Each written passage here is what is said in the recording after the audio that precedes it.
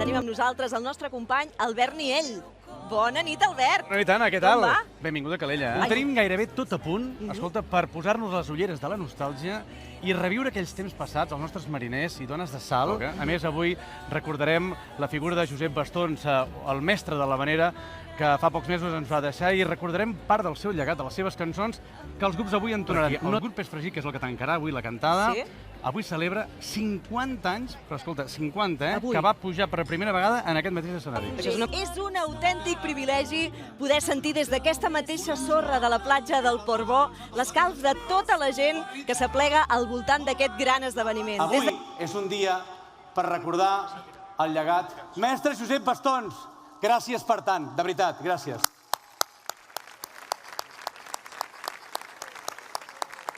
Una formació amb un llarg i consolidat bagatge. La seva voluntat d'innovació i de la fusió amb altres gèneres els han fet viatjar per la cultura de la diversitat. I és aquí on han trobat el seu equilibri. Els Cremats! Recentment ens han regalat un espectacle impagable, el de Gaudint de Bastons. Han fotografiat i de quina manera el llegat del mestre. I vam tenir la sort que ell mateix en persona va poder gaudir de la seva estrena, tot entonant el seu darrer bolero, amb el seu millor amic, en Xiqui Ramon. Són Arjau! Mariona Escoda! Benvinguda a Calella, Mariona. Has vingut aquí a Calella com a artista convidada a cantar 3 cançons que t'has fet teves. Ja sabem tots que ets de Valls, ets de Castells i Enxanetes, però com ha estat aquesta recerca? A la meva veu li encanta cantar també aquest gènere. Els pescadors de Calella no tots cantaven i es quedaven a les tavernes. Clar exemple, el meu avi, l'avi Tino. Home alt, gros, de poca paraula, ja us ho puc dir jo.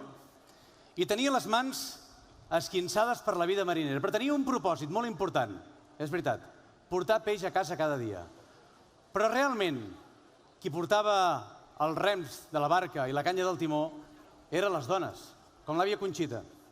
Sí, que a part de cuidar de la casa i de tots nosaltres, cada matí, quan el sol encara no havia sortit, carregava el farcell de peix a sobre i s'encomanava carretera vell amunt per arribar a Palafrugell a vendre el peix a mercats, restaurants i cases particulars. I quan acabava, moltes vegades s'havia d'aturar a casa dels senyors a preparar aquell arròs negre que tant els agradava i el senyor Josep Pla també. Arribava aquí a Calella, s'asseia aquí mateix a la sorra de la platja del Portbó i aquí és on remendava i reparava les xarxes i els palangres malmesos que l'avi Tino havia fet malbé el dia abans. I quan el sol marxava, què feia? Se'n anava a l'hort d'aquí al Canadell i a cultivar, això sí, les millors fesolines de l'Empordà. Ja us puc dir on seurà. Aquesta nostàlgia la recordo i la tinc molt aquí al pensament, perquè s'ha de donar importància a aquelles dones, dones com l'àvia Conxita, l'Ernestina Morató, l'Aurora Ruet, la Raquel, la Consuelo Casademont. Eren dones heroïna, empoderades en el seu temps, fortes, valentes. El grup que ve ara tot seguit ha sabut fer-se un lloc a través del seu cant en aquests últims 10 anys.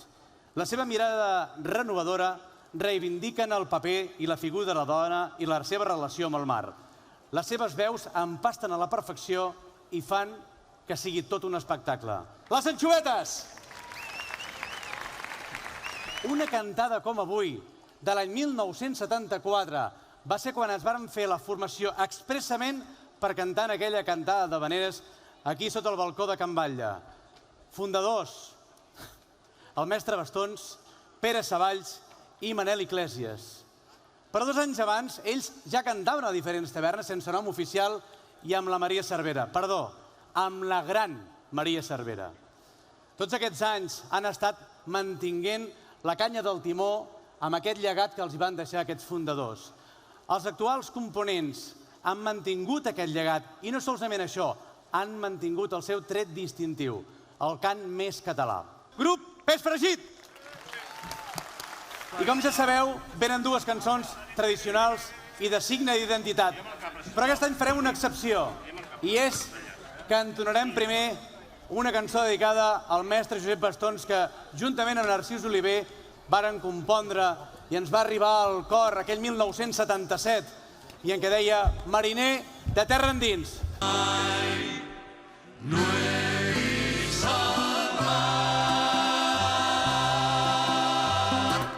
gràcies a tots.